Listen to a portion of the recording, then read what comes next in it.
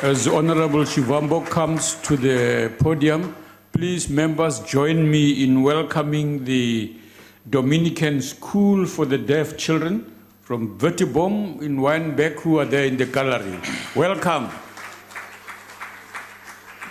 Thank you, Honorable Shivambu. Go ahead. No, thank you very much, Deputy Speaker. I think let us clarify this thing of prescribed assets, which has been mentioned by the Speaker who just left the podium now. The reality is that all white people in South Africa are beneficiaries of prescribed assets by the apartheid government, which had channeled all pensions to benefit the white minorities. When sanctions were being imposed against apartheid, they utilized those prescribed assets to benefit themselves. So all white people are beneficiaries of prescribed assets, and when we want to use that for the benefit of black people, they want to cry foul and act as if there's a crisis. Now, coming back to the topic. Order, honorable members, order. Coming back to the topic now, Commander-in-Chief of the Economic Emancipation Movement, the Ministry and Department of Trade and Industries is one of the most dependable colonial administrators in post-1994 setup.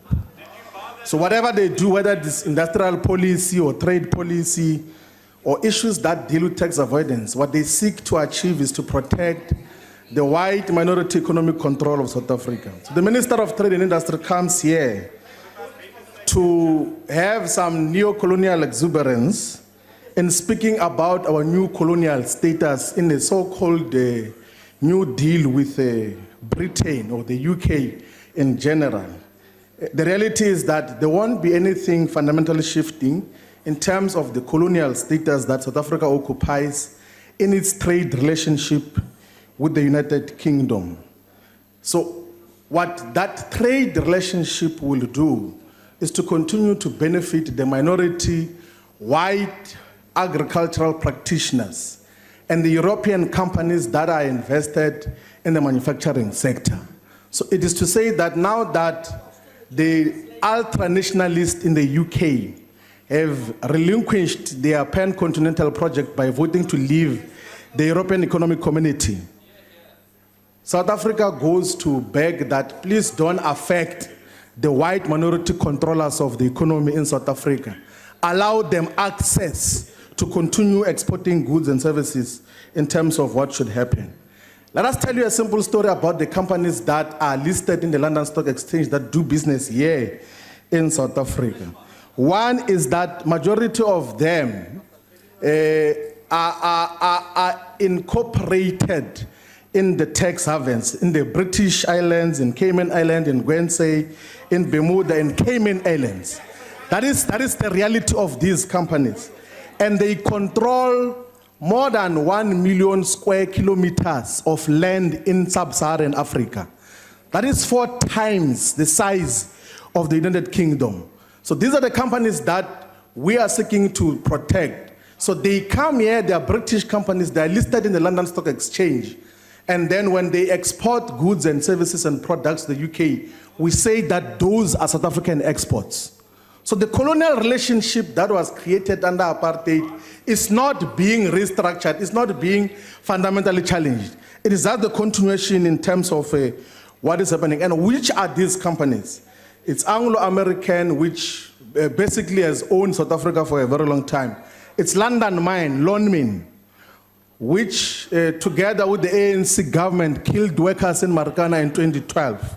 It's Rio Tinto, it's Glencore, which is one of the most sophisticated criminal syndicate in the world in terms of what happens. So the relationship between South Africa and the UK is still a neo-colonial relationship, and this new trade agreement does not fundamentally change and even shift that.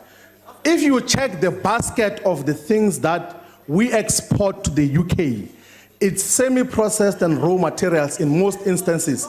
And we bring from the UK the finished goods and services, machinery for medical purposes and photographic purposes, because we are not manufacturing anything here in South Africa. We are basically protecting the same colonial relationship that existed under apartheid.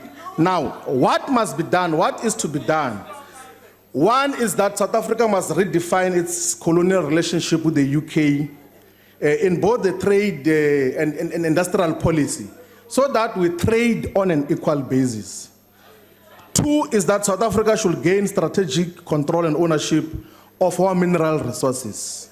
Because majority of our mineral resources, the reality including coal, are owned by the LSE listed companies. It's not very difficult to extract coal for domestic consumption, even for export purposes. But it's the London companies that are owning these mineral strategic resources. But South Africa should build internal capacity to beneficiate its natural resources. And then we must conduct thorough audit of all the companies that are incorporated in the tax havens. Because basically these are companies that we're protecting now. And we must build proper domestic capacity to drive industrial expansion and stop this thing of giving billions of rands in subsidies to European companies that come here and then when they export back to their home countries, we claim that these are South African exports.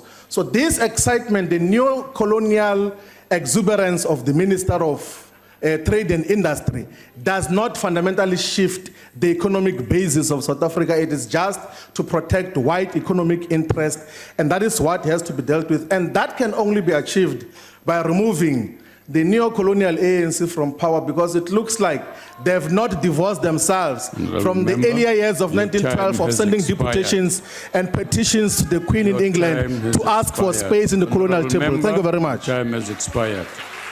Honorable Plengwa, please take your seat. Just Honorable, what you're rising on? Thank you, Speaker. I'm sorry to interrupt the Speaker at the podium.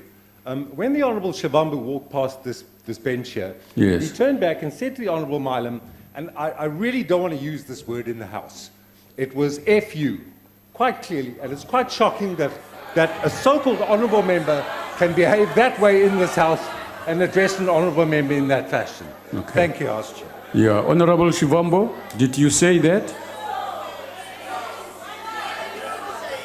Honorable Deputy Speaker, I did not say it. Okay. I wish I did.